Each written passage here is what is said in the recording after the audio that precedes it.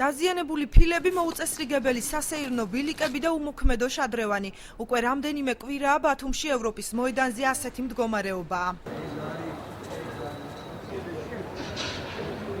ტერიტორიაზე ინფრასტრუქტურა კიდევ უფრო მოუწესრიგებელი მას შემდეგ გახდა, რაც მოედანზე ენერგოპრო ჯორჯიას თანამშრომლებმა ელექტროსადენების გაყვანა დაიწყეს. მოუწესრიგებელი ინფრასტრუქტურა ადგილობრივ მოსახლეობას და ტურისტებს დისკომფორტს უქმნის. როცა ამინდებია შედარებით არაა ისე თქვათ, რომ პრობლემა გადაადგილება და როცა წვიმს, აი შეიძლება ქვაფენილიდან და ისე ამოვარდეს წყალი, რომ მთლიანად დამსვაროს. არ ამგონია მშენებლობის ბრალი იყოს, იმიტომ რომ მშენებლებმა დაამთავრა თავიანთი საქმე, მოაპირკეთებენ ალბათ რაც მათ ეხებათ და დანარჩენი რატო უნდა ეხებოდეს მშენებლობას ვერ გავიგე. მერიის კეთილმოწყობის სამსახურში ტერიტორიის რეაბილიტაციაზე პასუხისმგებლობას კომპანია ერა პრესტიჟს აკისრებენ. სამსახურის მთავარი სპეციალისტის თენგიზ კორძაძის თქმით, ტერიტორია კომპანიის მიერ წარმოებული მშენებლობის დროს დაზიანდა, შესაბამისად შედეგების აღმოფხვრაც მისი პასუხისმგებლობაა. რაც შეეხება შადრევანს, კორძაძის განმარტებით, მისი გამორთვა საახალწლო ღონისძიებებს უკავშირდება და შადრევანი 2 დღეში ამოქმედდება.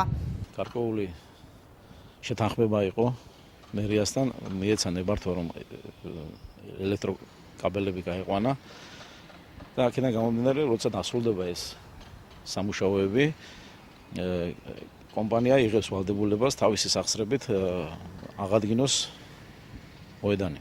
კომპანია ერა პრესტიჟის ერთ-ერთი მეწილე ბიზნესმენი თენგიზ ბაკურიძე ამბობს, რომ პასუხისმგებლობას არ გაურბის და მოედნის იმ ნაწილს, რომელიც მშენებლობის დროს დაზიანდა, კომპანია რეაბილიტაციას ჩაუტარებს.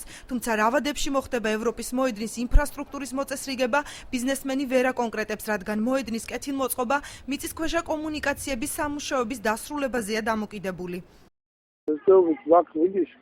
როგორც ელექტროენერგიის საკაბელო სამუშაოები, აგრეთვე მიმდინარეობს სინგრეტის სამუშაო და განხორციელება. ეს ყველაფერი რომ დამთავრდება ჩვენს ირგვლივ, რა თქმა უნდა, ჩვენს ტერიტორიაზე არ მაქვს საუბარი. აი ჩვენ რაც დავაზიანებთ და დაუშვათ ჩვენს მიერ იქნა მშენებლობის დროს, ეს ყველაფერს რა თქმა უნდა ფირმა გააკეთებს და მაგას არც გაურბის მან პასუხისმგებლობა. დღესვე ჩვენთვის ცნობილი გახდა, რომ ევროპის მოედანზე ენერგო კომპანიის შემდეგ მიწისქვეშა სამუშაოების დაწყებას კომპანია სილქნეტი გეგმავს.